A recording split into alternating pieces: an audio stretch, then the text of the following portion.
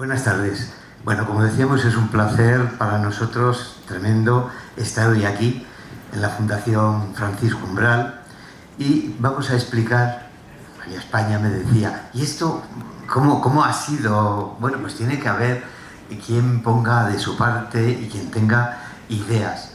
El año pasado, ¿verdad?, en la fiesta del PC, con el acto que se hizo y que estuvo Juan sobre Francisco Umbral, sobre la figura de Francisco Umbral, nos conocimos allí.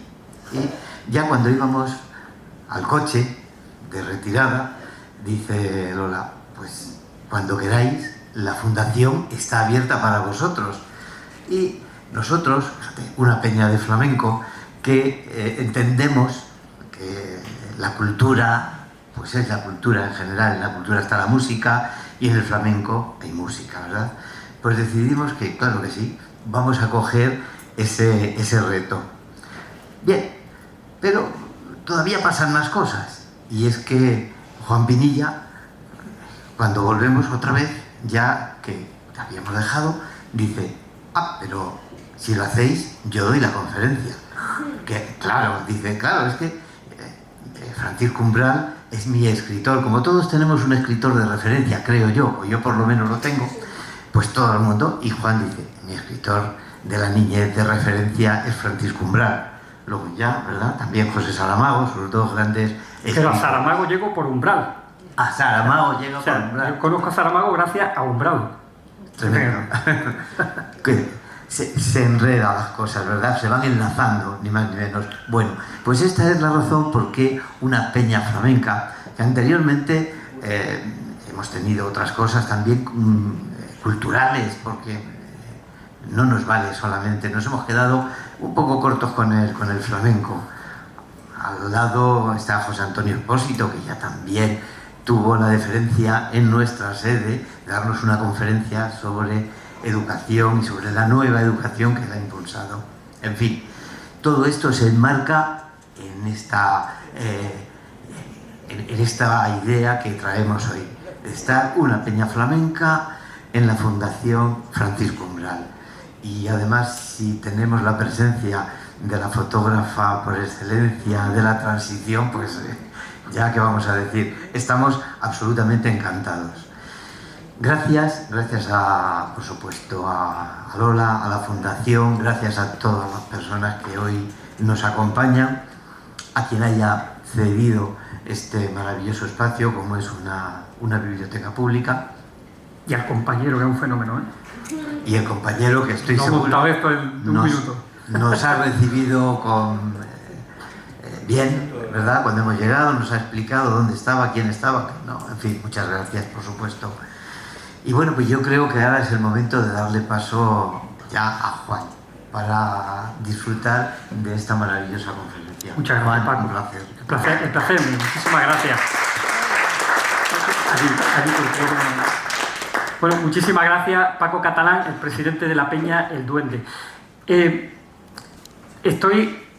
Habrá ya pocos días en mi recuerdo con mayor emoción que el de hoy, por el hecho de estar aquí. Pero es que antes de estar aquí he tenido el inmenso honor de estar en la casa de Umbral y de España. Y eso para mí, pues como si a un niño con 4 años el padre lo viste de blanco y lo lleva al Santiago Bernabéu y le presenta a Mourinho, yo qué sé, algo así. Para mí, es decir, ya uno que viene del mundo de la música, de haber visitado tantos teatros, hay poquitas cosas ya que me produzcan la emoción que me ha producido el hecho de estar hoy en la casa de España y de Umbral, ¿no? He soñado tantas veces con esa casa. De hecho, estaba tan emocionado que casi no me doy ni cuenta del rato que he estado hoy, María. Muchísimas gracias. Y muchísimas gracias a la Fundación Francisco Umbral, a la Peña El Duende por brindarme este momento de excelencia y a todos ustedes por estar hoy aquí entre el público. Hay queridísimos amigos, gente que admiro, que aprecio, que quiero, maestros del flamenco, es decir, tenemos un poco de todo. Y quiero dar unas gracias especiales a Lola Moreno por su trabajo y por el cariño que nos pone, y luego a dos personas a las que le debo muchísimo por su generosidad. Benedict de Buron, lo voy a decir en francés, de Buron-Brun, porque aquí te decimos de Buron-Brun, de Buron-Brun, catedrática de la Universidad de Po, de la Universidad de París, quizá la mayor experta en umbral que existe hoy día, y que ha sido generosísima y sigue siendo generosísima conmigo, porque yo creo que ella a los umbralianos nos cuida a los nuevos retoños, que yo ya tengo una edad, Benedict, pero y por supuesto a España Suárez. Porque antes le decía que sí, está el universo umbraliano, pero yo tengo una amiga de nuestra querida Ana Alvarado, Enar, fotógrafa del norte de Castilla, que vino una vez en los años 90 a fotografiar a umbral, pero ella la que quería conocer, porque era su referencia, era a España Suárez. Porque sabéis que España es una grandísima referencia del fotoperiodismo. Y de hecho, todas y todos los que estamos aquí tenemos que ir a la exposición que se está preparando sobre ella. Bien, bueno, por no enrollarme, porque quiero que dure esto unos 40 minutos, me cortáis si veis que me pongo demasiado, porque sí que les pido perdón si esperan algo excesivo, o sea, erudito. Porque les voy a hablar del corazón más absoluto del niño, porque era un niño cuando empecé a leer a umbral. Y por eso tengo aquí los folios, por respeto a ustedes, porque si no, podría empezar a divagar y aquí no acabaríamos. Bueno, quiero empezar diciéndoles que cuando yo llegué a Granada a estudiar mi primera carrera, saben que los jóvenes, bueno, pues mis amigos se diseminaban entre las discotecas, como es obvio, a mí nunca me han gustado las discotecas, y los campos de fútbol, que tengo grandes amigos, aquí hay hoy día uno que es futbolista también, es amigo además de mi pueblo, y me encanta ir a verlos jugar a ellos, pero a mí el fútbol nunca me ha llegado a pellizcar el alma, ¿no? Pero sin embargo mi peregrinación fue a dos sitios, fundamentalmente. Uno, la Peña de la Platería, es esa joya del Albaicín, que es la asociación de flamenco más antigua del mundo, y el segundo fue a las bibliotecas, grandes bibliotecas de Granada, donde fui poco a poco dejando ese rinconcito en el que de niño me metía en la biblioteca de mi pueblo a leer y leer y leer, donde, por cierto, para mi íntimo desconsuelo, solo había 3 títulos de Paco Umbral.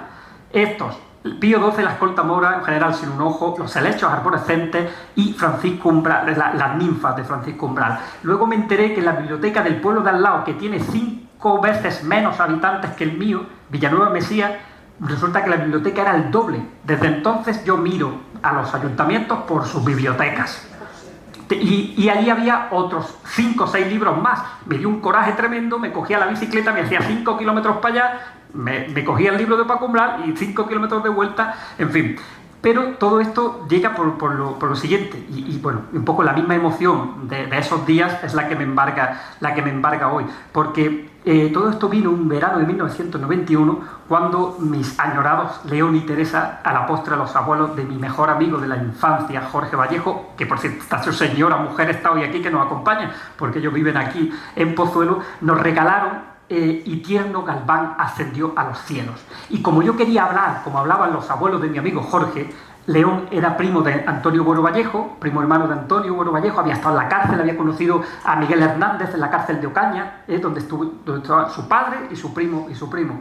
Y Teresa hablaba, una mujer muy locuaz, y cuando hablaba de Madrid, a mí se me caía la baba. Ahí me di yo cuenta del poder hipnagógico del lenguaje. Y claro, yo me di cuenta con 7 u 8 años que siempre tenía un libro de Paco Umbral en la playa leyendo.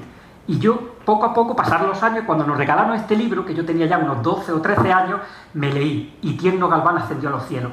Y empieza con esto, me lo sé de memoria: el caballo solo y formal, el caballo tras el cortejo de Franco, nortes de Madrid, pasó por las rozas carretera de La Coruña, todo hacia el Valle de los Caídos, todo cuelga muros, pronto, pesando, como el peñasco de Góngora que a tantos siglos que se nos viene abajo, sobre el muerto breve, histórico y sangriento, sobre el muerto breve, histórico, quitamos una que es drújala, y sangriento, en decasílabo. Cuando yo leí eso, que venía de leer las colecciones del barco de vapor, yo dije, madre mía, esto es literatura. A partir de ahí empezó la maravillosa, por eso yo a Umbral le tengo el cariño que le tengo, porque me abrió el balcón de la literatura. Empezó esa maravillosa historia y verdadera historia de mi vida en torno a la literatura, en ese párrafo sostenido en ese ritmo en decasílabo. Y verán ustedes, escribía Umbral en un artículo que está fechado el 24 de enero del 98, que por mano de mujer venimos al mundo y por mano de mujer deberíamos abandonarlo. Esto lo escribe el día que consigue por fin suicidarse Ramón Sampedro, el tetrapléjico. ¿Se acuerdan ustedes, verdad? Yo cogía los artículos de Paco Umbral, ahora lo van a ver, y los pegaba en las libretas hasta que apareció Internet.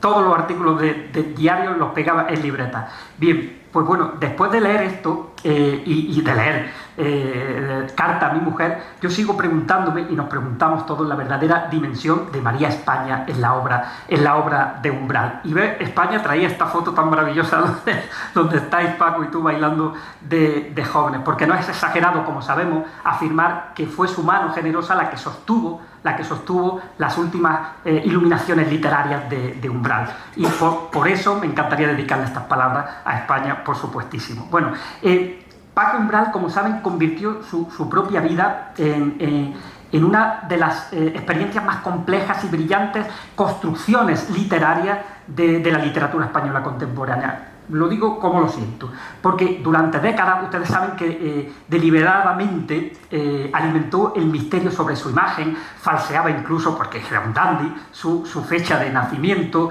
y envolvía todo en una especie de niebla de invención, de máscara, de silencio. Como saben, nació en un hospital de la beneficencia madrileña. O sea, es verdad eso de que decía Raúl del Pozo, que se le había metido el frío de la niñez en los huesos, ¿no? Pobrecito Raúl, que se nos fue hace tan poco, ¿no? Era hijo ilegítimo, como saben, también de una joven vallisoletana, que ahí la tenéis, efectivamente tan guapa y tan parecida a Greta Garbo, y creció marcado, pues bueno, por esa ausencia del padre, un poco por dar unas pequeñas notas biográficas para los que no conozcan a Umbral y el porqué, ¿no? Esa ausencia del padre, el secreto familiar, una relación tierna pero a la vez muy dura y desgarrada con la madre, que también falleció siendo él muy joven. Él fue un autodidacta feroz, contaba que fue expulsado tempranamente de la escuela, educado sentimentalmente entre bibliotecas y lectura voraces. Aquí hay un estudio comparatístico con Saramago maravilloso. La vida de Saramago y la de Umbral se parecen mucho en los primeros años, muchísimo, porque ambos tuvieron una niñez muy parecida. Bueno, comenzó, como saben, escribiendo en el norte de Castilla, bajo el magisterio de Miguel Delibes, antes de trasladarse a Madrid, previo paso por León, ya recién casado con España, y donde empezó a abrirse paso con un trabajo muy arduo y abrirse un hueco que culminaría en esa fulgurante carrera periodística y literaria, al lado inicialmente de nombres como César González Ruano. Muy pronto apareció ese deslumbrante escritor singularísimo que habría de renovar la prosa española contemporánea y que fundía lirismo, crónica, memorias, ensayos, sátira en el mismo estilo, ¿no? Él se adelantó con mucho a la hibridación de género en la que vivimos y estamos instalados. Obras como Travesía de Madrid, Memorias de un niño de derechas, que la hemos mencionado antes, Las ninfas, que fue premio Nadal, o el deslumbrante Mortal y Rosa lo situaron ahí. Bueno, fue uno de los cronistas más influyentes de la transición, como sabéis, desde cabeceras como el Diario 16. Esta foto de Umbral también me encanta, que está ahí tan joven leyendo, ahí está jovencísimo. Yo creo que estaría recién casado en esa foto, España, verdad que más o menos en esa época. Bueno, en el Diario 16, en El Mundo, ejerció un columnismo político, cultural, social, literario, de extraordinaria densidad. Y aunque fue premiado durante toda su vida, no fue hasta las últimas décadas cuando ya se hizo con los grandes, César González Ruano, con los grandes premios, el Premio Nacional de la Crítica, el Príncipe de Asturias y la joya de la corona de las letras hispanas, que es el Cervantes, ¿no? También fue doctor honoris causa, un hombre que no pasó ni por la universidad. A Saramago le ocurrió lo mismo y fue doctor honoris causa, que es tremendo, ¿no? En fin, todo esto confirma la dimensión monumental de este autor, ¿no? Y hasta su muerte continuó escribiendo y dejando, pues, una de las aventuras estilísticas más singulares de la literatura española contemporánea, la de un hombre que se hizo a sí mismo y que se convirtió en personaje, que hizo del dolor una materia estética deslumbrante y de la prosa, bueno, pues una forma de eternidad. Bien, pues después de abundar en todas las crónicas que escribían en aquella época. Bueno, esto lo pongo aquí para contar una anécdota. Verán, yo estudié traductores, tenía una asignatura en traductores que se llamaba Civilización Española, que era la historia de España desde los últimos años del franquismo, transición, hasta los años 80. Bueno, pues el profesor, que era del departamento de historia, no era de traducción, alucinaba conmigo. Porque hablaba os pongo un ejemplo, ¿no? La manifestación contra la OTAN, y yo levantaba la mano. Ya tú, yo con 17, yo era un repelente niño Vicente, pero por esto. porque decía yo, sí, en esa manifestación estuvo Umbral, estuvo Rosa León, estuvo Ana Belén, Víctor Manuel, y el tipo, pero bueno, este niño, ¿dónde ha salido? Mis compañeros me cogieron un coraje tremendo, porque decían, y yo lo sabía, claro, yo me lo callé, yo solo sabía todo de los libros de Paco Umbral. Pero claro, el profesor decía, pero bueno, cuando termines traductores, por favor, vente a historia, que yo te busco allí en el departamento. Yo me callé, me puso matrícula de honor y no estudié nada para el examen. Pero claro, todo venía de estos libros de Umbral. Del deslumbramiento primero, del primero que les he hablado, que no van haciendo los cielos, pero de todo lo que contaba aquí Umbral. O sea, Umbral es una fuente de conocimiento y de iluminación de conocimientos para quien lo lea absoluta. A mí me llevó a Baudelaire, a Rimbaud, al propio Saramago, al que le he dedicado un libro. Yo lo conozco por Paco Umbral. Recuerdo cuando escribió aquello de se puede sentar este hombre en la puerta de su casa a esperar el Nobel, y le dieron el Nobel. Que Pilar del Río siempre menciona ese como una especie de algo adventicio, ¿no? Ese artículo de Umbral. Bueno, pues en sus libros, además tuve la suerte de que unos años más tarde, el 13 de agosto de 2007, me dieron la lámpara minera del Festival de las Minas de la Unión, que en el flamenco es el premio más importante, ¿no? Y claro, estaba lleno de periodistas, muchos japoneses, muchos ingleses, y estaban los redactores del Mundo allí. Y cuando yo dedico a mi familia, a todos mis amigos, mi pueblo, que había venido un autobús, esto es en Murcia, y digo, y la inspiración que he recibido de Paco Umbral, los periodistas se miraron entre ellos, ha dedicado el premio a Paco Umbral. Claro, luego el periodista del Mundo en la entrevista me decía, bueno, esto es insólito, que alguien dedique la lámpara minera a un escritor, y ya le digo, bueno, es que Umbral para mí me ha abierto, para mí sigue siendo una inspiración y tal. Bueno, pues justo 15 días más tarde fallece Paco Umbral. Se va para quedarse eternamente. Y al día siguiente, no he podido traerlo, al día siguiente El País, como había ganado la lámpara minera, El País me había hecho una entrevista y le mandé un artículo despidiéndome de Umbral, ¿no? Y me publicaron un pedazo de artículo en El País despidiéndome de Umbral. Y fijaros, esta es una de las entrevistas en las que en 2007 cuento eso, que Umbral me había descubierto la literatura. Bueno, aquí, como veis, un umbraliano confeso desde primera hora hasta última, ¿no? Entonces, como digo, en El País, bueno, yo se lo mandé a Ana Valencia hace mucho tiempo, pero lo tengo que volver a mandar, porque a lo mejor no lo tenéis, ¿no? Pues sí, os lo mandaré. Es que no me suena. Sí, pues ese artículo es del 29 o el 30 de agosto de 2007. Imagínate, Adiós a Umbral se llama. Claro. Yo os lo haré llegar, desde luego. Bueno, pues desde entonces, a partir ya del premio de la lámpara minera, mi relación con Umbral, bueno, como saben los aficionados al flamenco, va desde la música hasta la investigación. En mi último disco canté un fragmento de Mortal y Rosa, y el último máster que hice en estudios literarios, hice pues la recepción de la obra, que será mi tesis doctoral, desde que murió Umbral hasta nuestros días. En fin, bueno, naturalmente mis investigaciones están atravesadas por todo lo que nos ha dado Benedict y por otras lecturas, ¿no? Santos San Villanueva, Miguel García Posada, que se nos fue también tan pronto y que escribía aquellas cosas, José Antonio Marina, que es un filósofo, pero que también ha escrito cosas muy interesantes, muy bonitas, en fin, bueno, José Ignacio Díez, con algunos estoy más enfadado, con otros menos, porque también hay que discutir, pero me encanta que esté vivo, me encanta que Umbral esté tan vivo y que podamos discutir, incluso pelearnos por las cosas que dicen algunas y algunos con las que no estoy nada de acuerdo. Entonces, fijaros, voy a volver al artículo, porque fijaros, decían algunos críticos de Umbral que escribía muy bien, pero que no tenía ideas. ¿Veis? Veréis a dónde vamos ahora. Bien, es como decir que Paco de Lucía toca muy bien, pero que no sabe tocar, ¿no? O sea, decir en literatura eso, es decir, es una mistificación que no hay por dónde cogerla. He titulado esto El pellizco de la literatura, Francisco Umbral, el pellizco de la literatura. ¿Para qué? Para el guiño a mi Peña el Duende, mis amigos de la Peña el Duende, y obviamente al tema. Bien, fijaros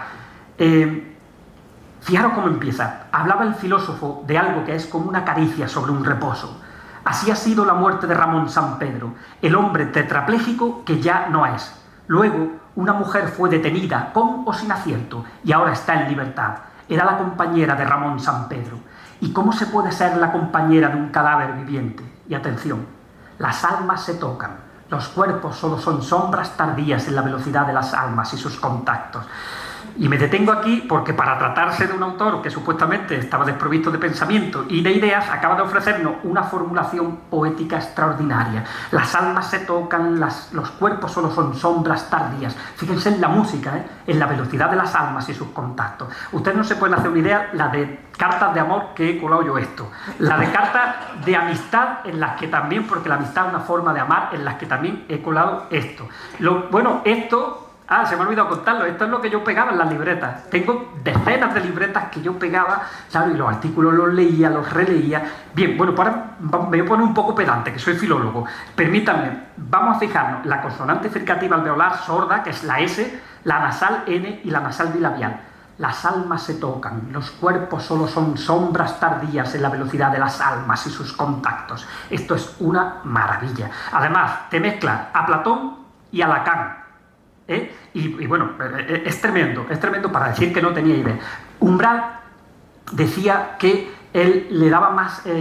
Caballero Bonal decía que todo lo que Umbral escribía era poesía menos cuando hacía poemas, con cierta maldad, ¿no? Pero lo decía desde el corazón. Y Umbral, cuando la polémica aquella de la noche que llegué al Café Gijón, que por qué no había puesto en qué llegué, pues decía que a él le interesaba más el sonido que el sentido, porque era un poeta. Es que Umbral era poeta, era un filósofo y era un poeta. Pues aquí tienen una frase preciosa, pero como esta se pueden encontrar diseminadas cientos y cientos por la capacidad creativa. Bueno, continúo porque veréis qué cosa más bonita. Aquí tenía a Ramón Sampedro y aquel no sé si es Bardem, porque como se parecía tanto en la película, aquí lo tenéis con la novia que se echó, era un tetrapléjico, pero veréis lo que dice Paco aquí, que esto es alucinante. Tenía que ser una mujer la que acertase, con mano segura e incierta, la caricia final o más que final, la caricia que era el final mismo. Se ha inaugurado en nosotros una nueva idea de la muerte y una nueva idea de la mujer. Ramón Sampedro, tetrapléjico, ha conseguido de las mujeres más que todos los seductores del mundo. Ha conseguido la caricia definitiva, la última caricia del día o la primera de la noche, cuando ya para él todo era día o todo era noche. Así quisiéramos morir, dentro o fuera del calendario, de este tedioso y lentísimo calendario viejo que es el cuerpo. Brutal. Bueno, sublime. Y fijaros, hace falta mucho dolor, mucha quietud, mucha paciencia, mucho mirarse en silencio, mucho silencio que nos mira para hilar la vida, la baja condición humana, el precio barato de la especie, hasta llegar a ese beso farmacéutico y final, para vivir, en fin, una novela de amor que por otra parte quedaría muy mal en novela, la ironía umbraliana. Y termina de esta maravillosa forma metaliteraria, un misticismo de lo cotidiano que es sexo a lo divino, amor de hombre y mujer, o ni siquiera amor, sino ese sentimiento sin órgano para el que todavía no hemos encontrado la palabra los practicones de la escritura, ni la encontraremos. ¡Qué cosa más bonita! Pues imaginaros yo con 16 años absolutamente extasiado y decía, pero madre mía, si esto lo dice en un artículo, que no dirán todos los libros que me quedan por leer de Umbral, ¿no? Bueno, imagínense, pues eso, cómo me mete aquí a Platón, cómo te mete a Lacan. Estamos hablando de filosofía, de las almas y de los cuerpos. Sabía perfectamente lo que estaba diciendo. Cómo te mete metaliteratura, porque esto es una reflexión metaliteraria, hablando de los practicones de la escritura. Cómo te habla del amor. Yo cuando luego he leído a Virginia Woolf, Alfaro, que es un libro precioso, la relación entre Lily Briscoe y la señora Ramsay, es eso, un sentimiento sin órgano para el que los practicones de la escritura no tienen aún un nombre. En fin, y cómo te cuela también una defensa de la eutanasia, ¿no? del poder decidir, porque acordaros de lo que le ocurría. Bueno, esto es lo que pongo en los institutos. Obviamente aquí, y más con los máximos expertos en Umbral no lo voy a poner, pero en los institutos, cuando voy a los chavales, les digo, a ver, venga, porque esto les gusta mucho. ¿Cuántos artículos creéis que escribió en 50 años? ¿15.000, 30.000, 40.000 o 135.000? Bueno, Benedict, yo no sé si lo sabemos. ¿Sabemos cuánto escribió? Unos 50.000. ¿Sabes que Manuel Javois, aquí lo tengo, dijo 135.000? Es mucho, ¿eh? Es imposible, claro. Pero como no paran de aparecer y de aparecer y de aparecer artículos, bueno, pues 50.000 artículos. 50.000 artículos. Pero es que veréis, aquí, esto se lo pregunto a los niños también. Fijaros, ¿cuántos libros creéis que escribió? García Márquez, 25 libros. Vargas Llosa, hablando de premios Nobel, ¿no? 50. Annie Ernaux, 20 libros. Doris Lessing, 50 libros. ¿Cuántos escribió Umbral? ¿35, 50, 75, 90 o más de 100? Ninguno lo acierta, claro, alucinan cuando ven que Umbral, 115 llevamos ya, 115 libros. Es una, bueno, yo puse 114, perdón, me he comido uno. Es una, bueno, estamos ante uno de los mayores polígrafos, sin duda, que ha dado la historia de nuestra literatura. Más de 100 títulos, algunos de ellos publicados de forma póstuma, gracias a la labor de esta maravillosa gente que nos acompaña hoy. Manuel Javoy habla de 135.000, pero yo he visto gente que lo está poniendo en duda, como diciendo, pues, madre mía, es que ya no dormía directamente si escribía tantísimo. En fin, pues estamos desde luego ante un grandísimo portento de la literatura. Bueno, a lo largo de esta lectura personal, que les adelanto que espero, además cuando me paso de los 40 me levantáis la mano para ir descendiendo, porque no quiero cansarles, porque yo tengo líneas rojas. A mí no me pueden tocar a Enrique Morente, no me pueden tocar, y a Paco Umbral tampoco. Es decir, o sea, yo aquí me puedo exceder y por ustedes no quiero pasarme. En fin, bueno, también me gustaría desentrañar, porque en la recepción me he encontrado con críticas. De estas críticas que Umbral llamaba los hijos verdetiña de la envidia, es que me encanta esa frase, que lo dice en este libro que nos gusta tanto, en Un ser de lejanías, ¿no? Porque yo, a lo largo de tantos años leyendo Umbral, me he dado cuenta, y de hecho a Fernando Sánchez Dragó lo reté, a ver, de broma, un día a que me demostraran a mí que me habían leído Umbral, porque me he dado cuenta que la gente que critica Umbral no lo han leído. No lo han leído. Es verdad. Ahí están llenos de prejuicios por la imagen pública que proyectó. También Paco, como se metía con todo Dios en sus columnas, pues me he encontrado mucha gente, claro, que es que mi tía dijo de mi tío, dijo de mi padre. Claro, bueno, es comprensible, pero no lo han leído y no hay nada como pasar del prejuicio al juicio como leer como autor, ¿verdad? No hay nada para pasar de los prejuicios a los juicios. Bueno, pienso, por ejemplo, en Fernando Sánchez Dragó, al que ya le digo que, a pesar de nuestras discrepancias en tantas cosas, en tantos órdenes políticos, sociales, económicos, como quieran, pero a la hora de... era un gran lector y tuvo un programa de libros maravilloso, que hay que reconocerlo, ¿eh? Yo creo que el mejor programa que ha habido de libros en la televisión. Bueno, pues él decía, en una entrevista con el profesor mexicano Luis Achondo, pocos meses antes de morir Fernando, que por cierto, habla maravillas de ti, María. Sí. Dice que a ti te adoraba. Y que a Umbral, que bueno, que al final ellos tuvieron sus rayetas de espadachines literarios en su tiempo, y luego se fueron limando asperezas cuando lo lleva al programa y tal, pero siempre había como unos celos, una cosa ahí, y claro, critica mucho a Umbral aquí, pero a la vez que lo critica no para de decir, bueno, pero es que era muy bueno en esto, y tal, era muy malo, pero es que era buenísimo en esto, claro, no para de contradecirse, ¿no? Y él dice que nunca pudo terminar un libro de Umbral, pero que el mejor libro de Umbral, que ha tenido otra contradicción, era Los cuadernos de Luis Vives. Maravilloso libro, por supuesto, pero para un gran lector como era él, dentro del ciclo que Umbral dedica a la madre, ¿cómo puede pasar por alto El hijo de Greta Garbo? Vamos, es inconcebible. Dice Miguel García Posada que era una de las mejores novelas escritas sobre los vencidos y el cruel imperio de los vencedores. Vamos a fijarnos otra vez en el pellizco que le mete Umbral, esa forma de como decimos en la cultura honda, de arañar el alma, pero en este caso con el lenguaje, de escribir de dentro hacia más adentro, como él decía de Federico García Lorca, que me encanta esa imagen de Lorca, poeta maldito, ¿no? Cómo utiliza la armonía, los ritmos. Fijaros en este breve fragmento. Aquí está describiendo el yo literario, aunque sabemos la historia, ¿no? Sabemos que era la madre, cuando estaba agonizando ya la madre, muy joven, que fallece. Fijaros, bella, esbelta, completa, alabastro caído, ángel desprestigiado, senos adolescentes que me conmovieron, todo un torso de niña a través del cual la cabeza escultórica se relacionaba armónicamente con la cintura, el vientre, la cadera, el pubis, los muslos, las rodillas, tan suaves aún entonces. Era la claridad sagrada y mortal, toda la blancura, toda la pureza que puede dar de sí la vida. Es alucinante. Bueno, hoy yo vengo preparado porque por muchos años que pasen, yo todavía lloro leyendo los libros de Umbral. Estos libros, bueno, Mortal y Rosa, cada vez que lo leo, tardé muchísimo en leerlo porque recuerdo era jovencito, pero era un nudo en la garganta tremendo, porque es un libro durísimo, pero a la vez tan bello, es tan bonito, es tan desgarrado, pero es tan tierno. Y con El hijo de Greta Garbo pasa lo mismo, es tan tiene una ternura contenida, es impresionante. Bueno, Umbral es que le metía ese pellizco al idioma que estamos diciendo, es que era tan barroco, tenía esa agudeza de la que se habla, ¿no? Ese tratado de lo sublime de Longuino se queda corto aquí. Bueno, a partir de los años 70, como veis, aquí está con Carrillo, con Sara Montiel, que a todos estos personajes María los ha inmortalizado. Aquí está con Carlos.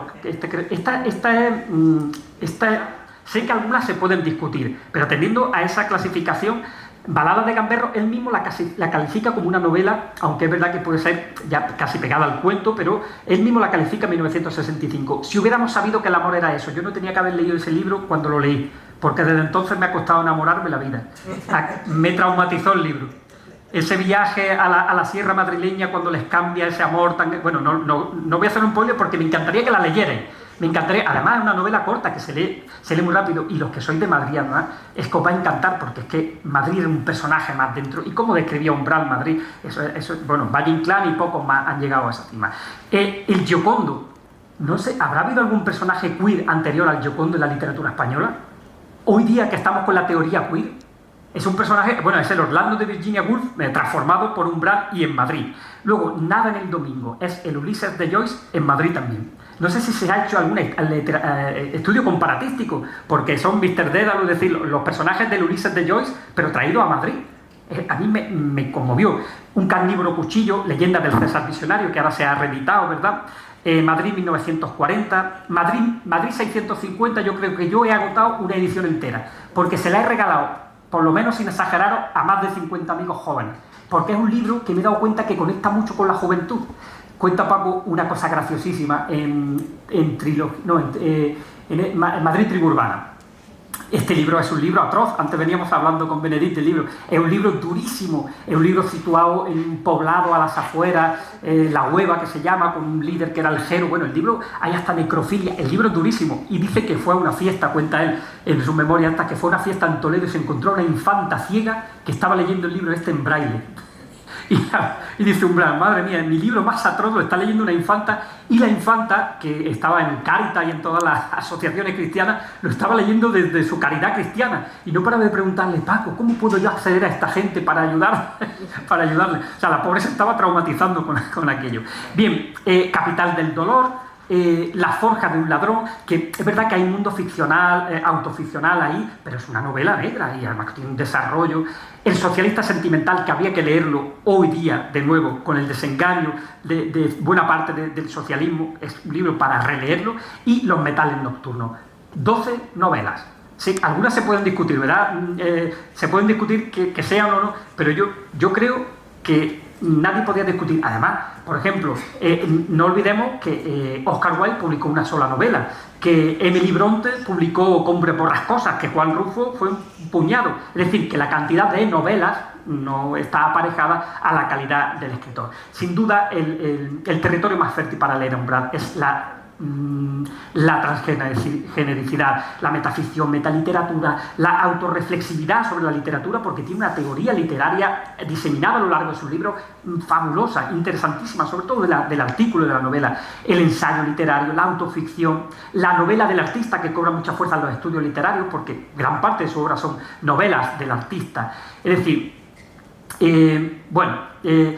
así explica Umbral. Fijaros, en Madrid Tribu Urbana dice: entre las memorias, el diario íntimo, el diario público, el ensayismo, la narración y el cartelismo, me ha salido de entre las manos este libro de ambición parcial, aunque apariencia y volumen total. Cada día tiende uno más a la escritura en libertad. Fijaros cómo explica todo lo que yo les estoy contando, ¿no? Y dice un poco más adelante, dice que esto se debe a liberación y madurez, ruptura mansa nada espectacular con los géneros convencionales y con la comercialidad y el pacto. Un escritor en progresión camina siempre hacia mayores libertinajes de pensamiento y estilo, dejando atrás el compromiso burgués de lo que quiere el gran público, que es público porque no sabe ni lo que quiere. Además, Umbral, yo estoy absolutamente de acuerdo con Benedict, que toda su obra tiene una coherencia tremenda. Es decir, uno puede leer un artículo y de pronto encontrarse un libro que lo complementa u otro artículo que lo complementa, porque fijaros, he dicho no que es público, que es el gran público, que es público porque no sabe ni lo que quiere. Bueno, pues otro de los artículos, veis que estoy combinando artículos porque fue tan genial ahí con literatura. Otro de los artículos que más me impactó, que como veis también lo tengo recortado, del año 98, se llama La cultura sumergida. Y fijaros, bueno, es tremendo, ¿no? Dice el 17 de junio del 98, viene un poco a reivindicar, así como un poco heredero de la escuela de Frankfurt, pues la literatura de calidad frente a la degradación cultural que se estaba sucediendo ya por entonces, ¿no? Y les voy a leer algunos fragmentos para que vean. Dice: cuando Valle Inclán y García Lorca hacían su grandiosa dramaturgia, el que llenaba los teatros era el redicho Benavente con sus critiquerías. Cuando Falla hacía sonar su gran música inspirada, violenta y universal, el gentío no salía de la zarzuela. Y dice, fijaros, con estos presupuestos, ¿cómo vamos a seguir creyendo en el veredicto de unas masas ágrafas, duras de oído para la cultura, que confunden la literatura con la bisutería y siempre en favor de la bisutería? Esto lo decía porque Antonio, el de Úbeda, que pasó mucho tiempo, Antonio Muñoz Molina, decía que a él no le gustaba el contacto con los lectores y con las ferias del libro, y a él le molestó muchísimo eso, ¿no? Culmina el artículo diciendo, fijad, es lo que llamaríamos la cultura sumergida, la única que hace posible la vida de un creador. Es que él decía que tanto Azorín como Ortega, y hoy podemos decir como el propio Umbral, tenían que escribir artículos porque los libros no les daban ni para merendar, decía él, ¿no? Dice, es lo que llamamos la cultura sumergida, un poco ese paralelismo con la economía sumergida, la única que hace posible la vida del creador en España. Es un caso sociológico que no tiene fácil remedio, pero solo pedimos a los informadores que no confusionen ni putrefaccionen más. El público en España va siempre con 50 años de retraso. Aquí solo gusta de verdad lo de toda la vida, que es lo que llega al alma cursi de la española. Fijaros qué coherencia, ¿no?, con lo que acabamos de leer. Bueno, tenemos que pasar inevitablemente por Mortal y Rosa. Fíjese, este libro está considerado como uno de los mejores escritos a partir de mitad del siglo XX, ¿no?, hasta nuestros días, por la crítica especializada. Yo creo que a los umbralianos nos conmueve, pero, es decir, nos encanta, sin duda, una obra maestra, pero casi todos los grandes expertos que conozco en Umbral tienen otro libro favorito de Umbral, ¿verdad? Al margen de que también lo sea Mortal y Rosa, pero casi todos convergemos en esto. Como saben, Umbral escribe este libro cuando nace el hijo de España y de Umbral, Pincho, y lo escribe con el título sinestésico, así se iba a titular, de Estoy oyendo crecer a mi hijo, porque la experiencia de la paternidad, el vivir en el niño lo que él no había vivido en esa infancia tan dura que le tocó vivir, bueno, pues tenían a un escritor en lo más alto del lirismo y de la cumbre creativa, ¿no? Pero luego se atravesó, como saben, la enfermedad y el fallecimiento de Pincho y bueno, y se transformó en este libro. Fíjense qué altura, o sea, hasta dónde llega. Yo creo que es de lo mejor que se ha escrito en lengua española, sin lugar a duda. Cogido de las fauces del dolor, mirado de cerca por la muerte, al niño se le rompen los ojos en cristales, se le ahuesan las...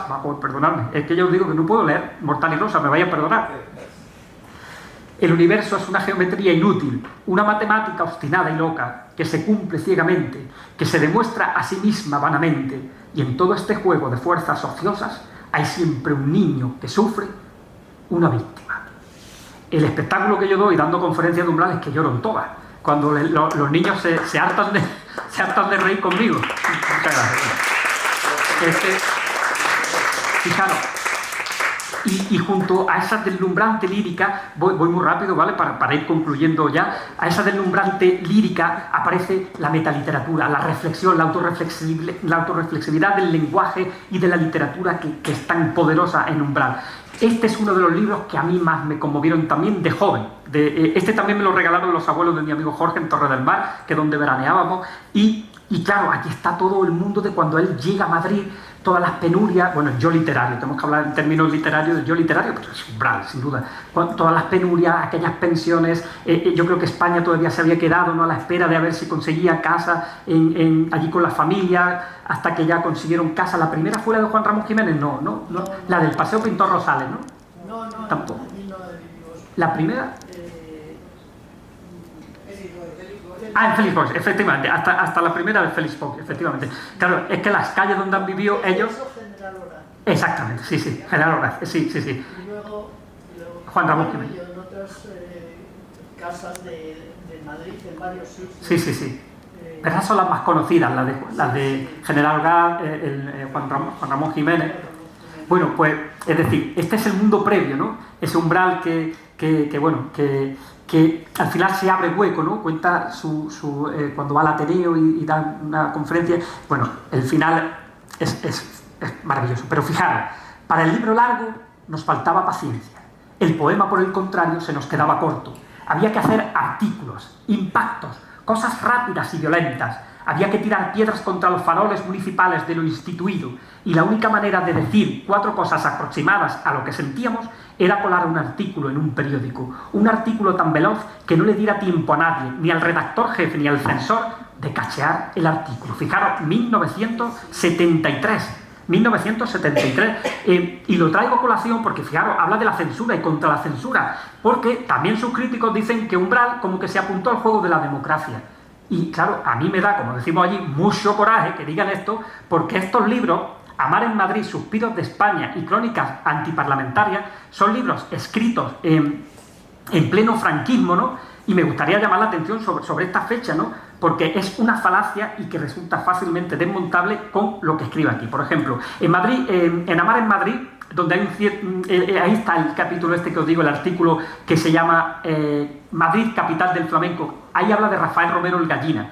Luego, en Suspiros de España de 1973 o en Crónica antiparlamentaria, en este último, hay un artículo titulado Las tendencias, donde se la juega muchísimo. Entonces, no hay nada como leer a Umbral para desmontar todo lo que dicen los que no han leído Umbral, pero hablan desde los prejuicios absolutos. Bueno, también sus ensayos, fijaros esta foto con Julio Anguita.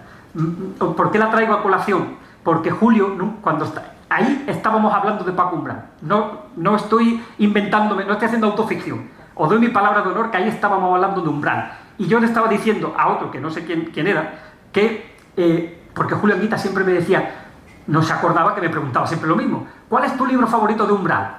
Y yo, que tengo varios favoritos, porque no tengo uno solo, sabía que le tenía que decir Lorca, poeta maldito, y me le daba la mano. Tú sabes de literatura, me decía. Claro, pero es que resulta que Lorca, poeta maldito, es que estoy diciendo esto porque los ensayos de Umbral son... estoy empleando demasiadas expresiones.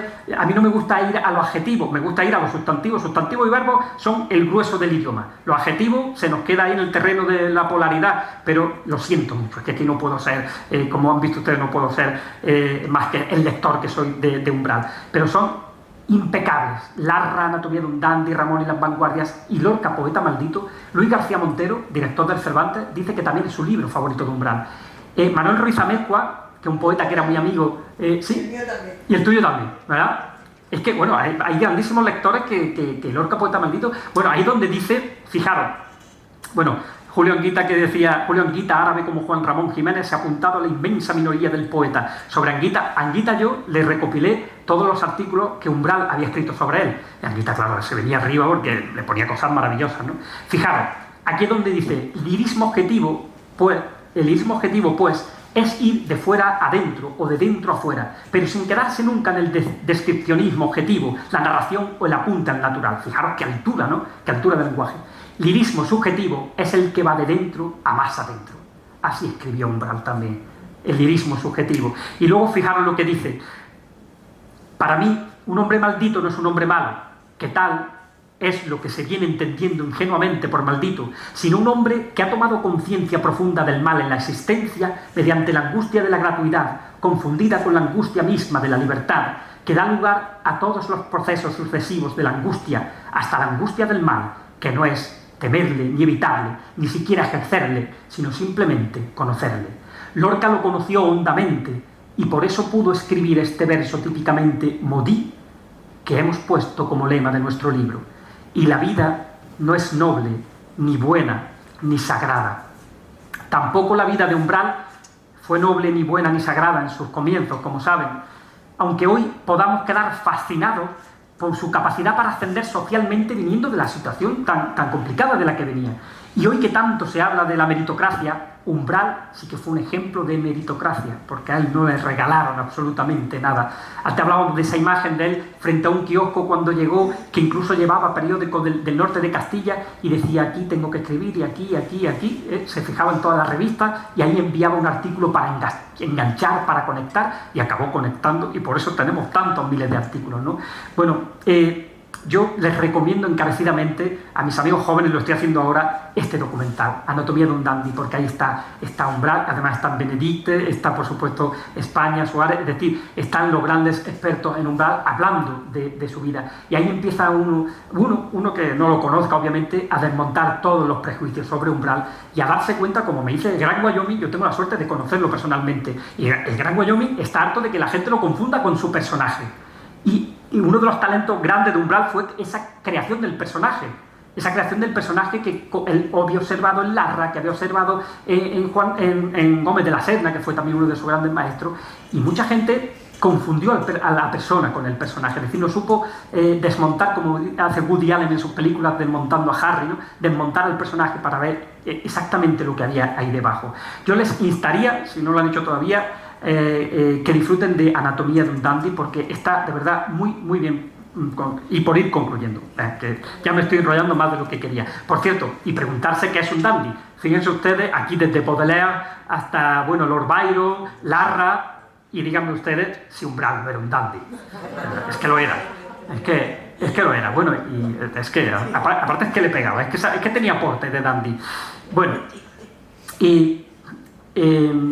bueno, eso, digo que la vida de Umbral no fue ni noble ni buena ni sagrada, en fin, por ir concluyendo este repaso tan personal. Bueno, yo daría para cerrar en lo que serían una especie de títulos predilectos, por si quieren una especie de guía de lectura, los buenos amigos de la Peña El Duende, y lo vamos a dividir, como han hecho los grandes expertos, en los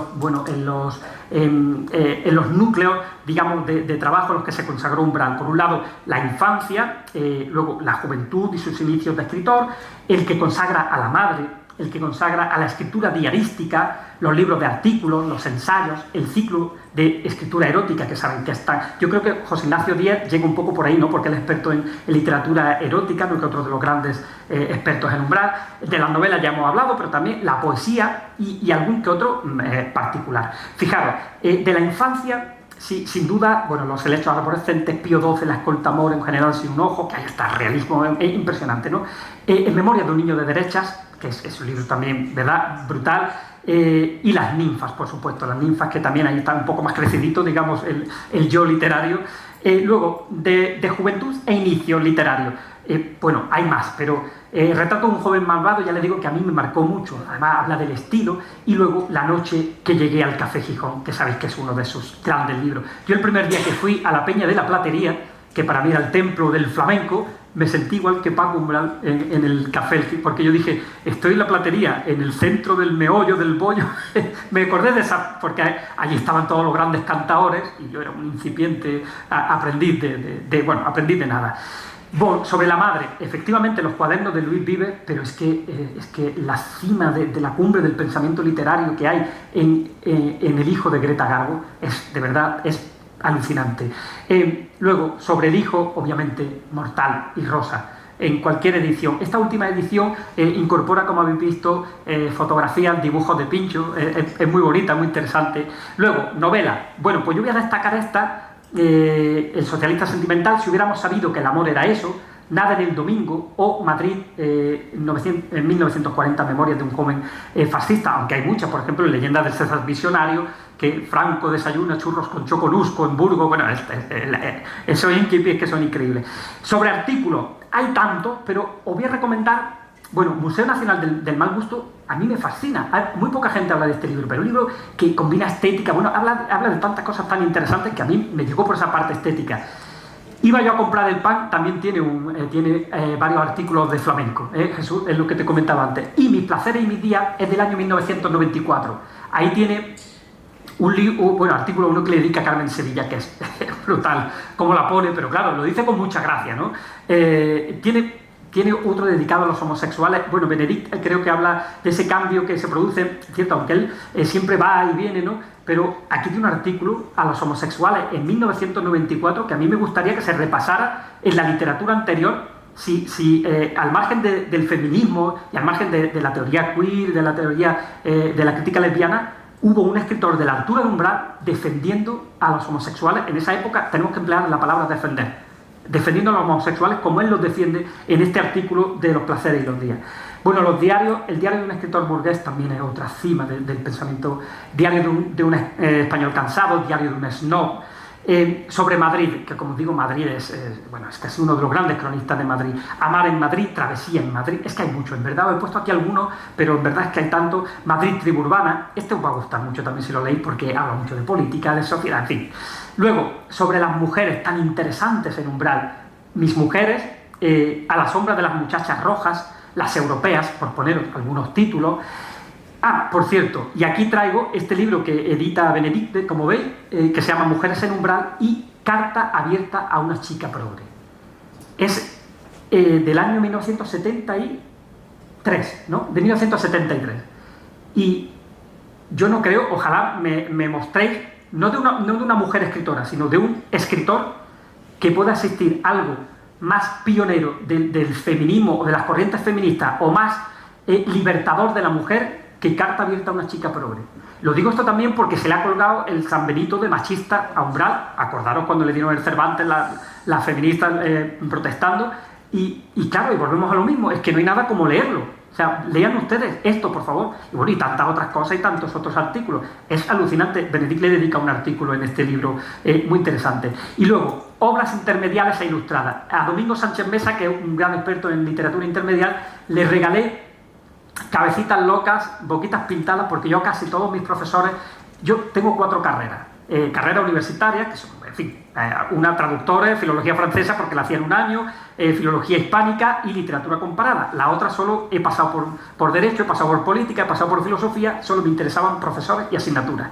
Pero a mis profesores siempre les sacaba el tema de Paco Umbral, y yo, bueno, y veía ahí, había un par de ellos muy buenos que les encantaba, pero otros siempre con prejuicio. Y yo sabía por dónde atacarles, porque Umbral tiene un libro para cada prejuicio.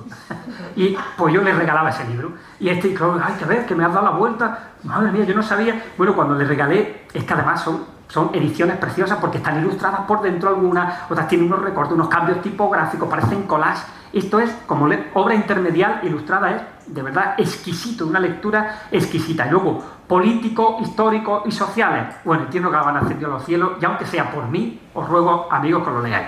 Si no lo conocéis, os ruego que lo leáis. Y La derechona, este libro que fue tremendamente polémico en su tiempo, al primer gobierno de Aznar, y del 98 a don Juan Carlos, que, bueno, el Umbral destripaba, pero claro, luego se lo encontraba y iban a hacerle la pelota a todos. Y te leo y lo leían, y bueno, es decir gozaba de un prestigio y una popularidad. Y sobre literatura erótica también hay muchísimo. A mí me fascinó La bestia rosa en su día, Memorias eróticas, Historia de amor y Viagra. Es decir, es tremendo. El diccionario Shelley, que sabéis que él incorpora palabras del Shelley al castellano, que renueva el idioma, el diccionario para pobres, es decir. Y luego en flamenco, por cierto, Lola Flores, Sociología de la petenera. Es un libro que los flamencos lo tenemos que leer. Y luego este artículo que os decía, que menciona el Gallina, que se llama Madrid capital del flamenco, y otro que se llama Los flamencos del colmao, que es una reivindicación del flamenco como música del pueblo, como música proletaria, que es bellísimo, espectacular. Y luego en poesía, pues todo lo que escribía Umbral era poesía. El Caballero Bonal decía que menos cuando hacía poemas, pero aquí hay una antología poética de verdad muy interesante. Y ya termino, os prometo que termino, con un ser en lejanías. Dice Benedict que en el documental que les he mencionado, que para quien quiere conocer a Umbral, te cito textualmente Benedict, dice, para quien quiere conocer a Umbral es el libro esencial, porque ahí están los remordimientos, ahí está la vida personal, la vida familiar. Ángel Antonio Herrera, cuando publicó el libro, que dice que es un bello poema en prosa, le dijo, Paco, has escrito un libro tristísimo, pero es verdad que el libro es triste, pero también es tan conmovedor y arrebatado. Y luego el desaparecido David Quistau, que recuerda también a este libro, dice que bueno, que él en esa época visitaba, ¿verdad? Iba por allí, ¿verdad, María? David iba mucho por allí, y dice que Umbral estaba ya cansado un poco en términos sociales, una persona que había frecuentado los más altos salones de la aristocracia, de la fama, pues estaba un poco, dice, había reducido mucho sus visitas, dice, y claro, por eso le salió el libro que le salió. Fijaros porque aquí es que parece que predice su muerte, es que es impresionante. Dice, pero la insidia llega hasta aquí a veces. La insidia es la flor maligna de agosto. Esta floración ávida y sequiza de agosto me permite comprender lo que será mi muerte, la fiesta de los débiles, un agosto de varios meses donde me tendrán expuesto como cadáver exquisito, poniendo en oferta mis 4 cosas, mis 4 ideas, mis 4 imágenes, alguna metáfora involuntariamente completa el mundo. Habla de una muerte en agosto y falleció el 28 de agosto de 2007. Bueno, también dice cosas muy interesantes. Me podría detener mucho en este libro, pero ya me estoy pasando del tiempo. Hay mucho de confesión íntima, ¿no? Cuando dice, por ejemplo, he matado, he traicionado, he mentido, he trabajado mucho, tengo en las manos la tinta de los crímenes, tengo en mis libros la sangre seca de mis profanaciones. Todo lo he hecho por conseguir esto, este ramo de silencio que es ahora mi vida. Nunca he buscado, ni esperado, ni querido otra cosa. Hoy lo sé. No era poder lo que disputaba, ni gloria, ni dominio, ni fama, ni dinero. Solo este ramo sagrado de silencio en la mañana fluvial, en la tarde cansada, rosáceamente cansada. Con este fragmentarismo tan típico y propio de su escritura, Umbral repasa su vida, la fama, el hecho de ser escritor, los intelectuales, aparece su parte más animalista, esa gata, Gloebe, esos gatos suyos, que ahí está el chat de Baudelaire, esos gatos de la guerra, ¿no? que decía Baudelaire, tiene toda esa fuerza contenida. Dice cosas, fijaros, dice, esto a Ana Caballés me encantaría un día discutirlo con ella. Dice, moriré hombre de izquierdas. Dice en la página 97, lo que se va disipando en la izquierda, en España y en el mundo, pero no yo. Esto lo dice poco tiempo antes de morirse.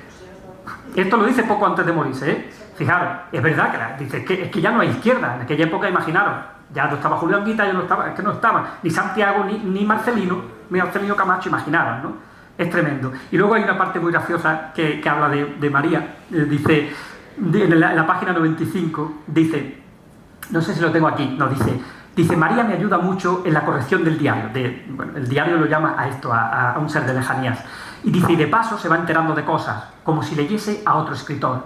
Y me da su juicio sobre el libro, porque una mujer es siempre el hombre de la calle, mi primer lector. Parece que el diario le gusta de verdad. Lo noto porque también sé cuando un libro mío solo le gusta matrimonialmente. dice, esto es lo que te comentaba antes, María, dice, las objeciones gramaticales o sintácticas que me hace siempre son más sensatas que mis respuestas o soluciones. El realismo de la mujer, corrigiendo siempre la perpetua inspiración en que cree vivir el hombre. Es tremendo. Bueno, y ya concluyo con Carta a mi mujer, porque esto fue un regalo para los lectores. Cuando estábamos el día que murió Umbral, todos mis amigos me llamaron porque sabía que yo estaba afectadísimo ese día.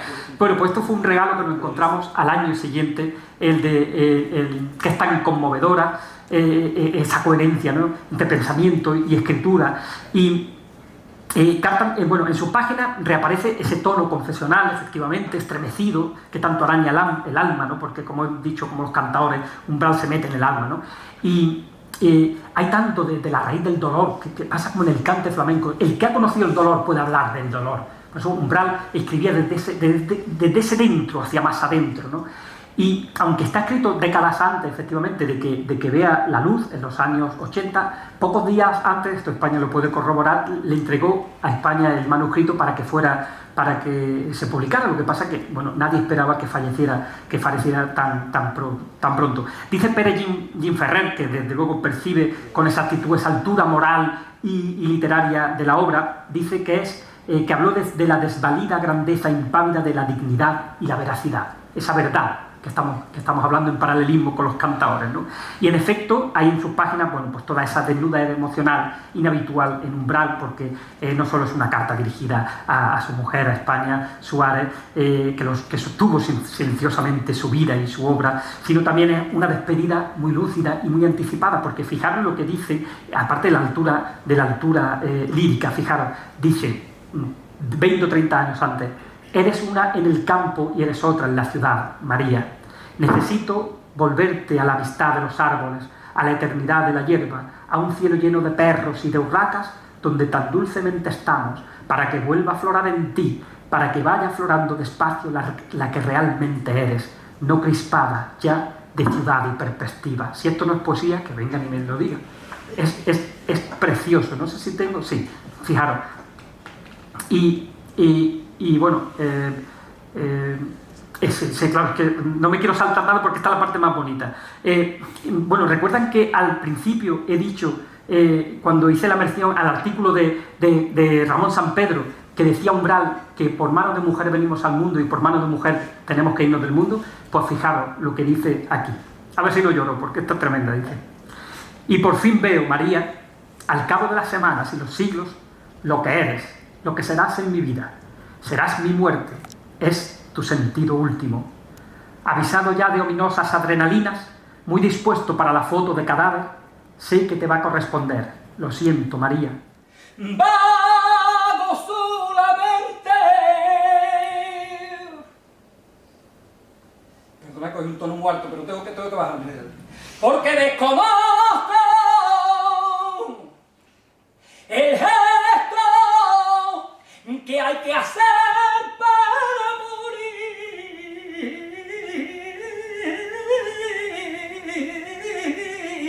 morirse. Para morirse. Y si no,